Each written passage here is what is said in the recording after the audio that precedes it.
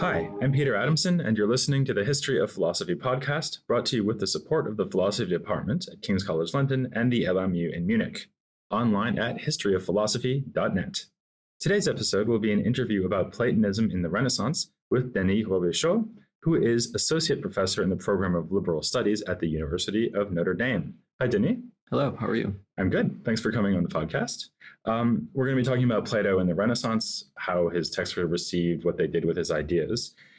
Plato was also an influential figure in the medieval period. How did the Renaissance readers treat Plato differently than the medieval ones did? Well, the first thing to consider, which may be obvious but shouldn't go unnoticed, is the texts. So there were some dialogues by Plato available in the Middle Ages, the Phaedo, the Meno, the Timaeus, and portions of the Republic, for example. But it's in the 15th century that we really have a rediscovery of the Platonic corpus as a whole. A number of humanists translated various dialogues, but Marsilio Ficino is the one who translated all of Plato's dialogues for the first time, and he prints them in 1484.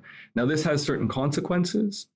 For one, it means that there's an emphasis in reading Plato not just for doxographical reasons, meaning not just to read the doctrines. So, for example, theory of recollection or immortality of the soul. These things are still very important in the Italian Renaissance, but you also have a new way to start to look at Plato that involves sometimes the dialogic nature of the works, the fragments of pre-Socratics that Plato quotes, or pieces of poetry, or even looking at Plato for rhetorical or literary purposes as well, too.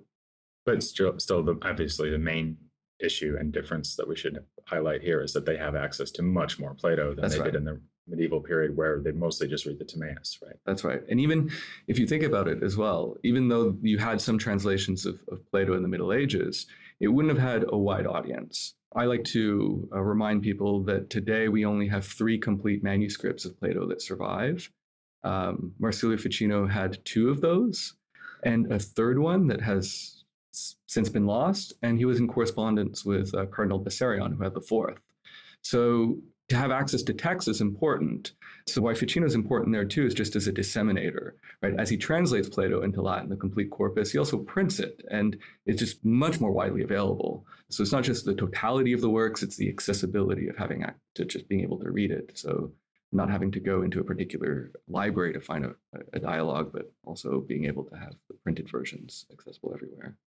Okay, and the recovery of Plato that we're talking about here is part of the wider project of humanism, which in the first instance perhaps could be thought of as a philological enterprise. So they're recovering texts, they're editing them, they're writing comments in the margins, etc. What is the relationship between the philological aspect of the recovery of Plato and the philosophical engagement with his works? Mm-hmm. It's a very good question. I would say that it falls into the understanding of humanism as first a recovery of antiquity. And to properly understand classical Athens, some humanists think we need to read Plato. It's just that simple. And they're interested more in antiquity than they are in Plato. And they might read Plato as a model for clear-Attic prose. So they're interested in just as they would, for example, look at Lucian, who's not from classical Athens like Plato, but is writing in Atticizing prose. So they're looking at him as a stylistic model.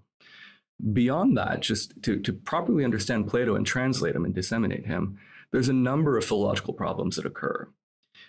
The interesting thing is, between someone like Poliziano, when he writes commentaries, his commentaries tend to be very technical in nature and very precise, trying to solve very clear philological problems. This isn't the way in which Ficino would write a commentary on Plato. Ficino's commentaries on Plato are primarily exegetical and hermeneutical.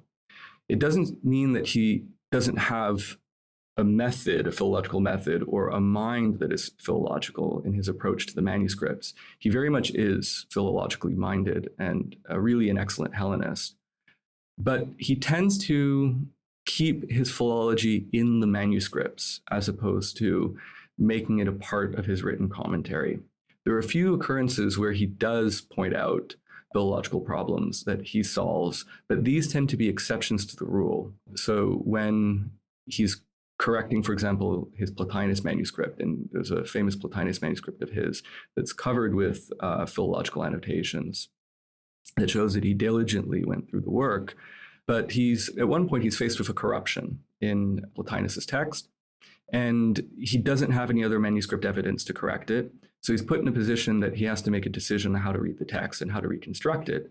And incidentally, what he does is actually what is largely accepted in later editions, starting with Henri and Schweitzer, the famous editions. So he basically gets it right. He gets it right, but he doesn't have any manuscript evidence to really get it right. He doesn't have other witnesses to the text. So in his commentary, he makes a point that he has to use a certain form of divinatio, of conjectures, which is ends up being a philological term, to correct the text. For the most part, his commentaries tend to be about exegetical material and philosophical material in whether we're talking about the Platonic corpus or other Neoplatonists like Plotinus.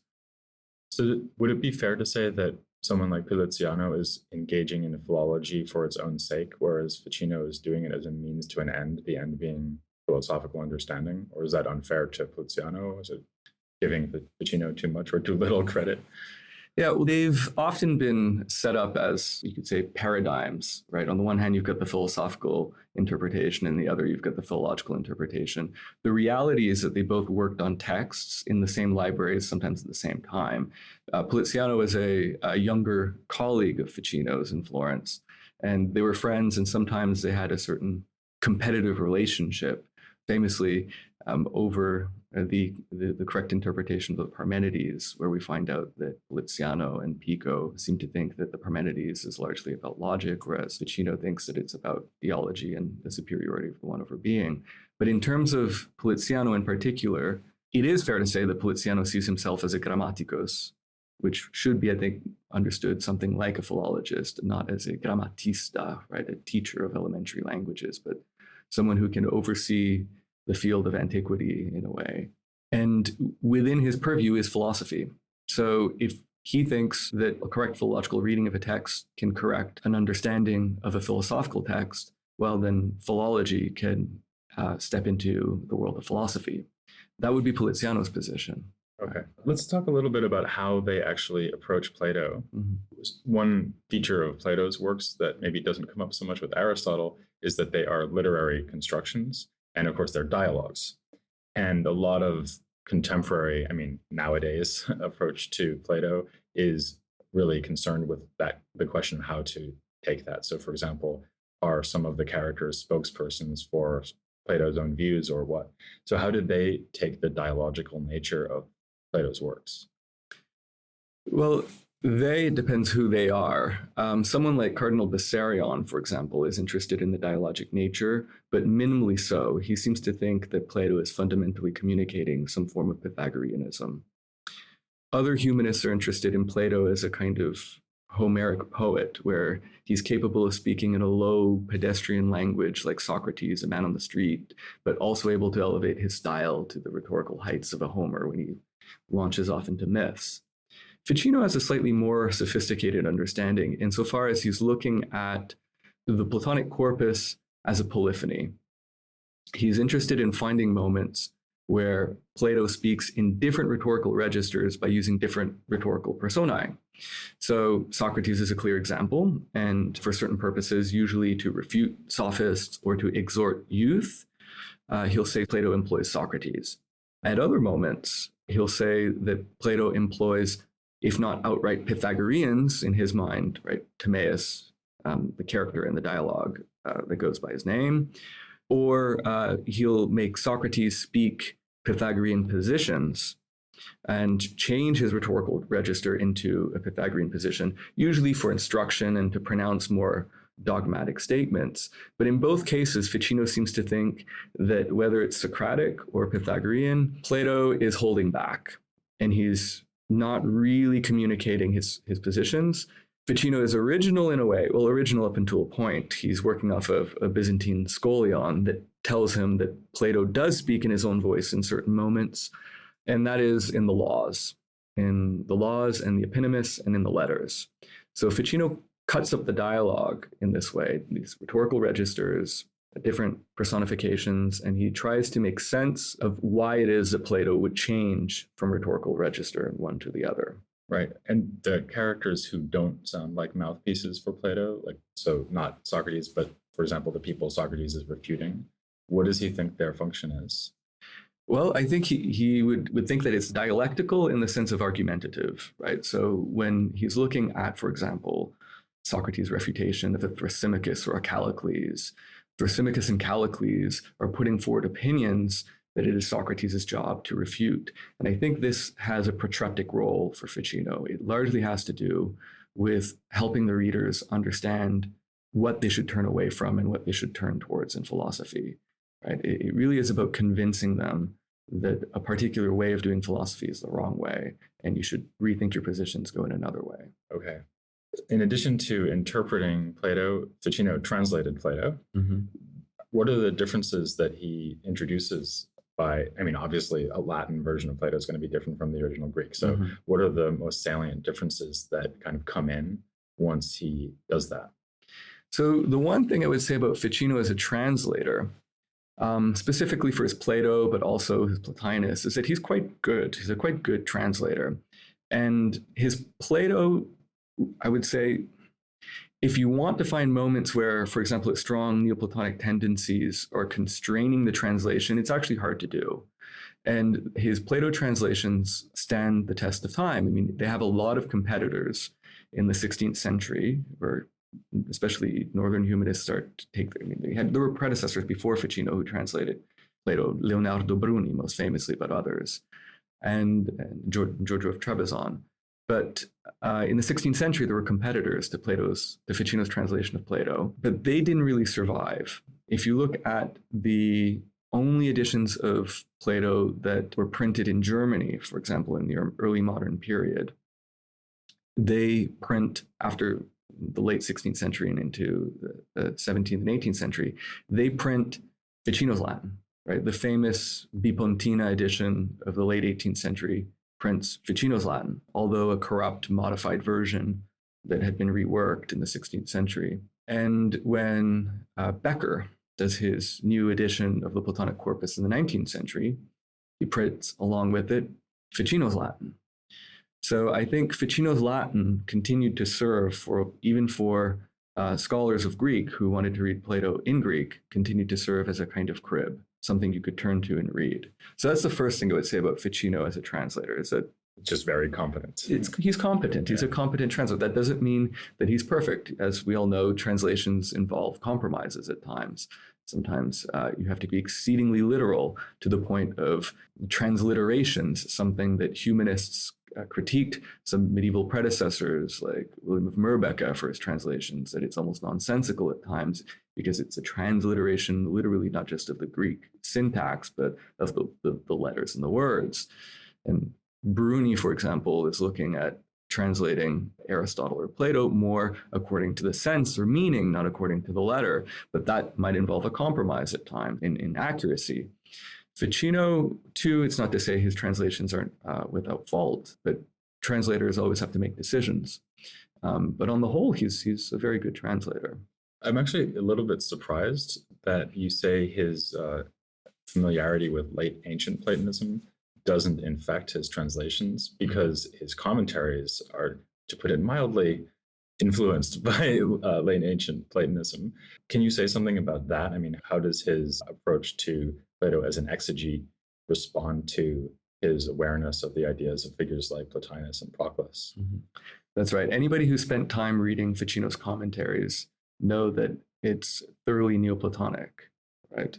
I think one of the reasons for this has to do with Ficino's own training. Before he completed his famous first translations, 10 translations of Platonic dialogues for Cosimo de' Medici, he had already worked at translating Proclus's Elements of Theology and a very large work by Iamblichus, Pythagorean Philosophy, the De Secta Pythagorica.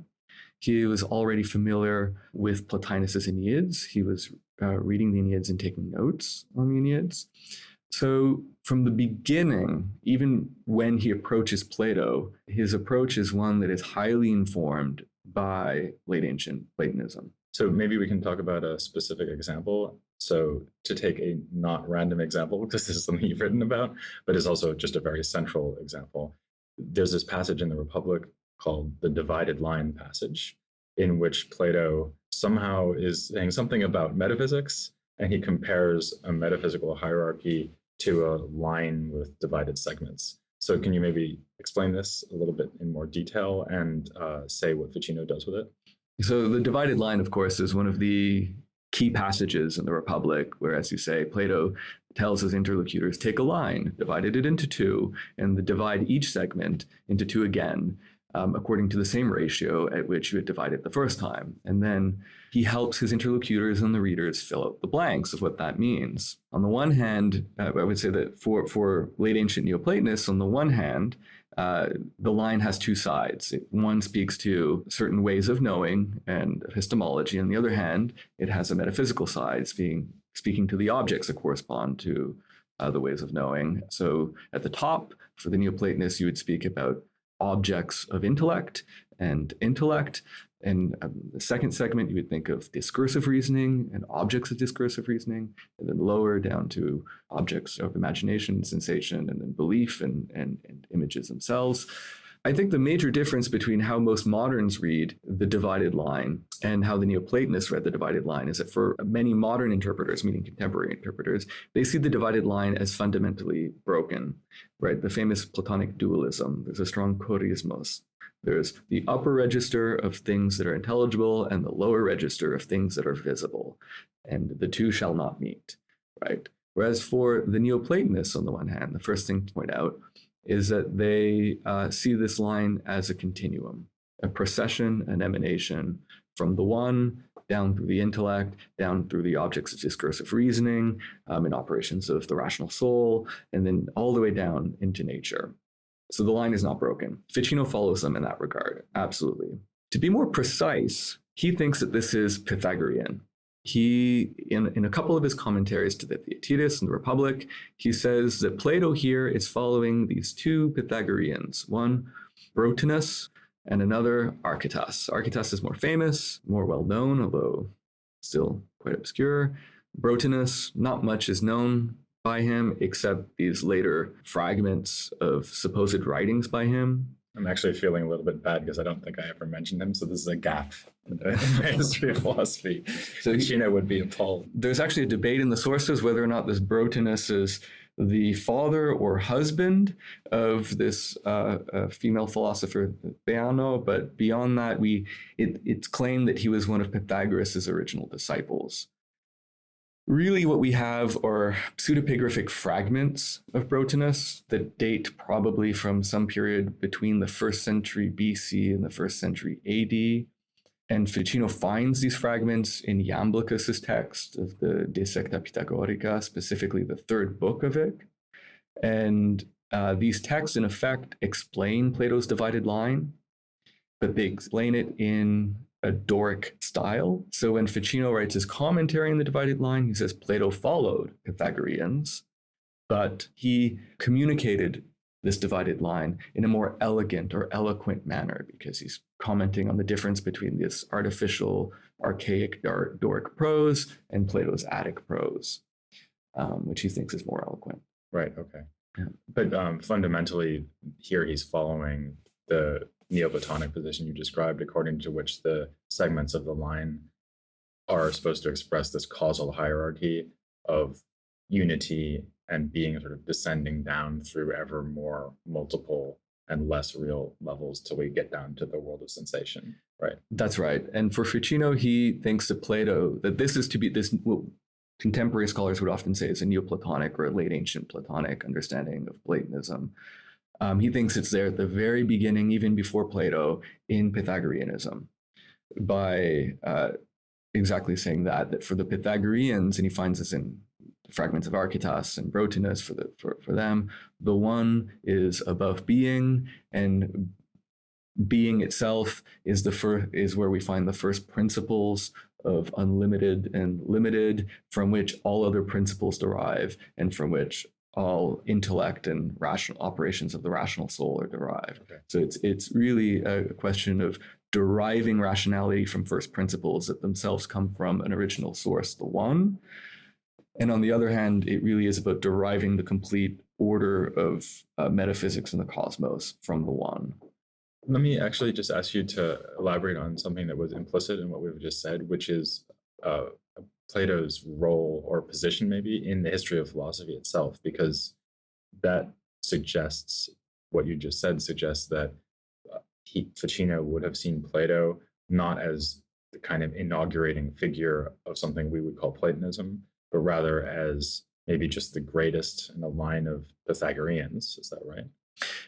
Absolutely, but not just Pythagoreanism, right? Ficino will not diminish as well too the Socratic elements, but there too, Ficino thinks that Socrates is also educated by Pythagoreans. So the Pythagoreans are important, to say the least.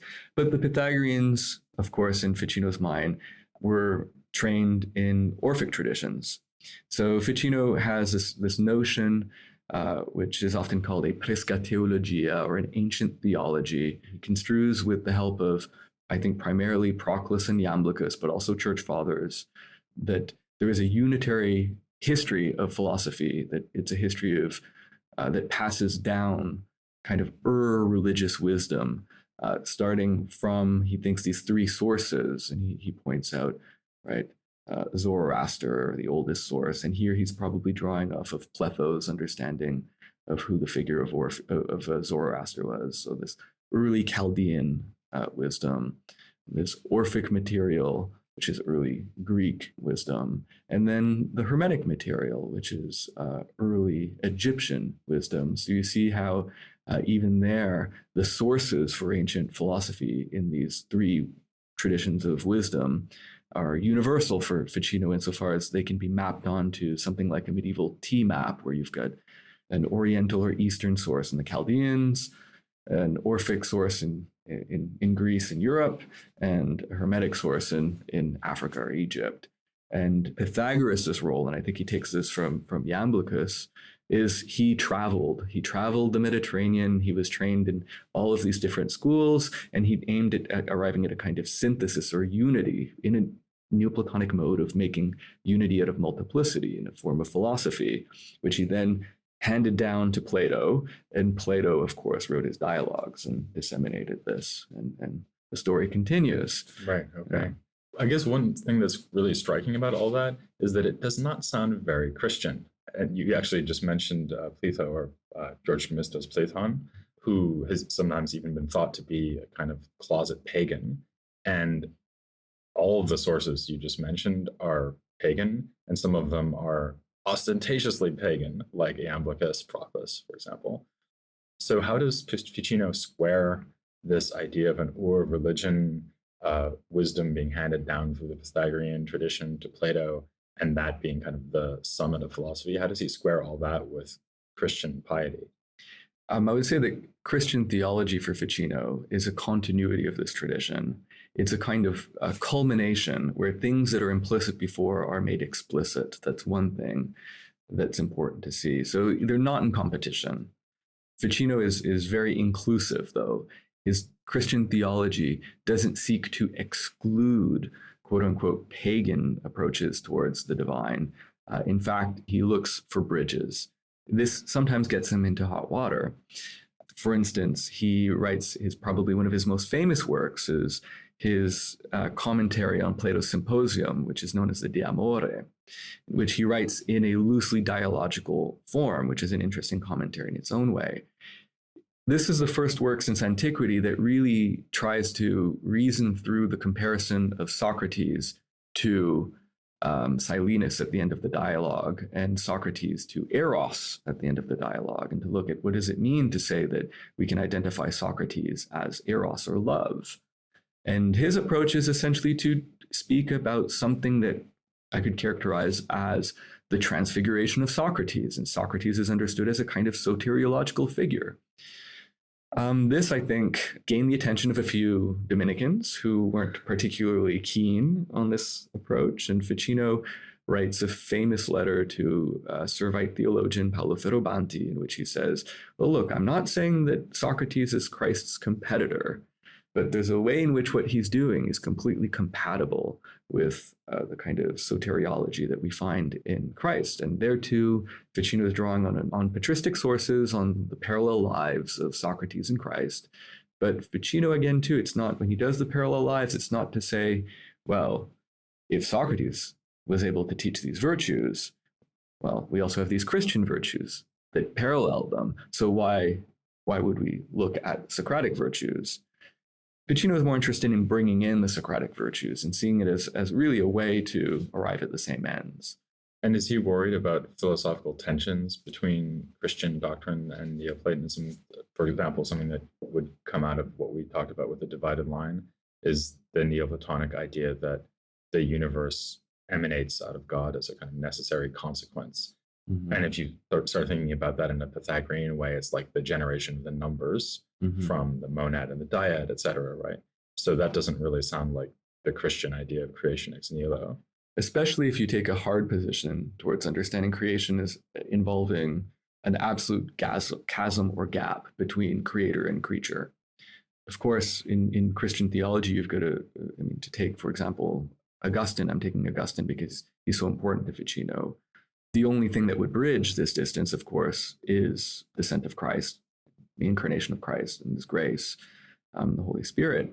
But for Ficino, there are all sorts of alternative modes of mediation. Truth, beauty, goodness, full stop, mediate between the divine and the earthly.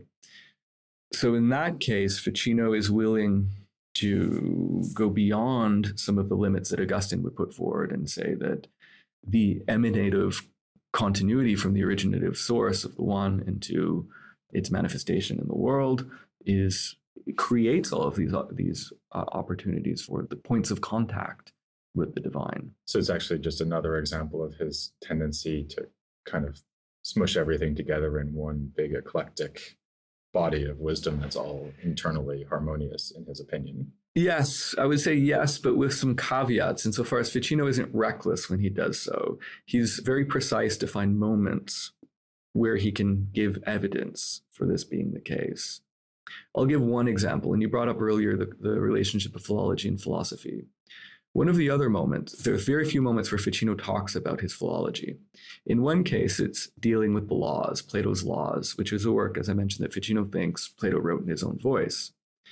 There's a passage where Plato says that God is the measure of all things. And most translators would now say something along, I'm paraphrasing from memory, so much more than man, right? And most modern readers would say this is a critique of Protagoras, right? This idea of man is the measure of all things. There's a Greek variant in Ficino's manuscripts that allows a reading to be either God is the measure of all things, so much more than man, or God is the measure of all things, especially if he becomes man. Oh, okay. This is at least where Ficino gets to. It's a little more subtle. It actually has to do with a Greek variant between eta for than or epsilon iota for if. And it's just this clear line. But here it is, a moment of technical philology. We're looking at a Greek variant. And in his translation, he takes the more conservative side of things. And so in his translations, it's so much more than man.